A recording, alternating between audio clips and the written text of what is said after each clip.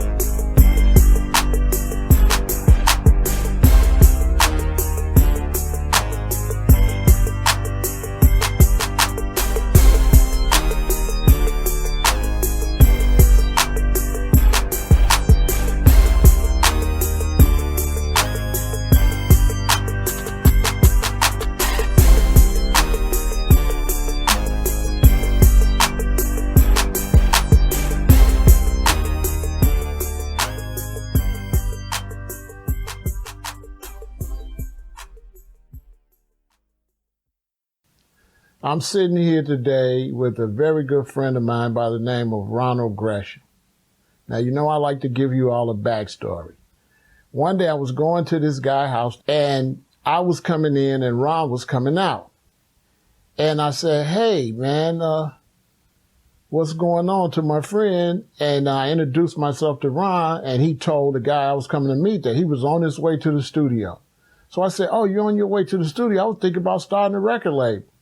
So he said, well, he gave me his number and I called him, and for sure, this brother right here took me step by step on how to start a record label. So this is the person that's really responsible for the record label.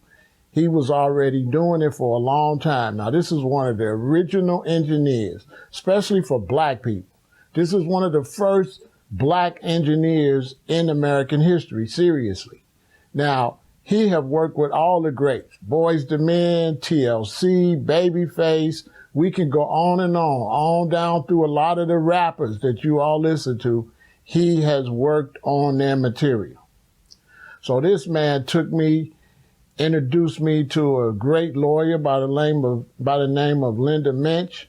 And Linda was my attorney and helped me get my whole thing off the ground. Now, when we used to go in the studio, we had a bunch of rappers in there coming in and out because it was almost like tryouts, okay? But we had a lot of people coming in and out. And one thing I didn't allow no cigarette smoking, right? Because the cigarettes, I used to smoke cigarettes in high school and they went up to 38 cents. So I quit. I said, that's too expensive. And after I quit, it made me get sick when I smell them. I couldn't take them anymore. It made me get dizzy. So I couldn't allow people to smoke cigarettes because back when I started recording in like 98, 99, you would be in the studio locked in. It's not like these sessions now.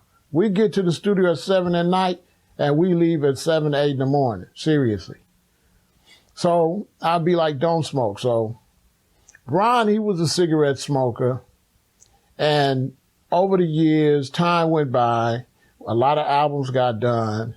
And one day, Ron called me and said he had went to the doctor and found out he had throat cancer. And I mean, man, I was devastated because he like a brother to me. So we found out he had throat cancer. And sure enough, he had to go through the procedure to get the operation on his throat and all that. It affected his whole life was in the balance, because now he's fighting to live. You know what I'm saying? And he was always athletic and took care of himself. And that's one reason he was able to pull through. So that's what I be telling y'all about trying to eat right. Because see, if you're trying to eat right and you eating better, you might still get sick, but then you'll be strong enough to pull through. It doesn't mean you won't get sick, but it just gives you a fighting chance. See? So Ron already always took care of himself. If he would have been unhealthy, he might not have made it through the situation. So I'm going to let Ron talk to the youth and tell you all what he thinks about smoking cigarettes. Well, everybody, I smoked for over 30 years. And if you can't stop smoking, please stop smoking. I had stage 4 throat cancer where I lost my voice box. And what you call now laryngectomy, where I have no voice box. I have to talk with a thing called an HME prosthetic.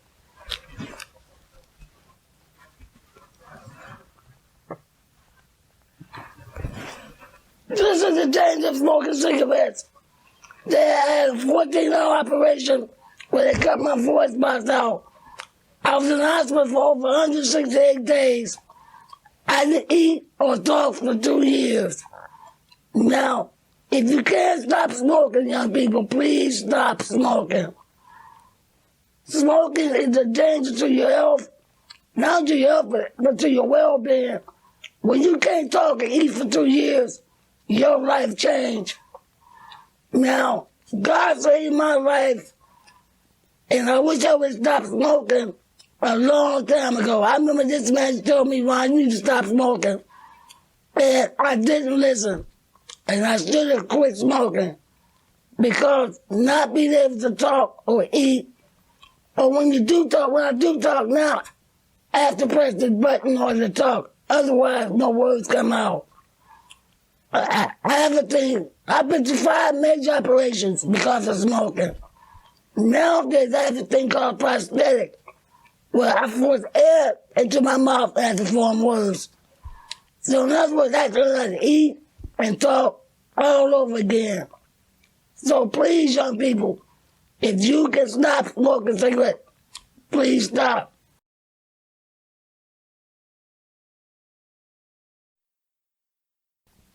So I wanted you all to hear that directly from Ron, and I wanted to have that effect to try to help somebody. You know, we older, we lived our lives, but we want to give back to the young people. Now you have the internet era. You know, we come up when it was only TV, but now with YouTube and Facebook and Twitter and all this, now we can reach out directly and help people. So that's what we're doing. So I want to thank Ron for telling his personal story, because that's not nothing you just want to talk about. It brings up bad memories. But he was willing to do that for the young people. So whatever y'all do, put down them blunts, put down them cigarettes and them cigars, because them blunts ain't nothing but cardboard. Them blunts and them cigarettes and them cigars, they're going to ruin your life. And you need to take care of yourself, okay?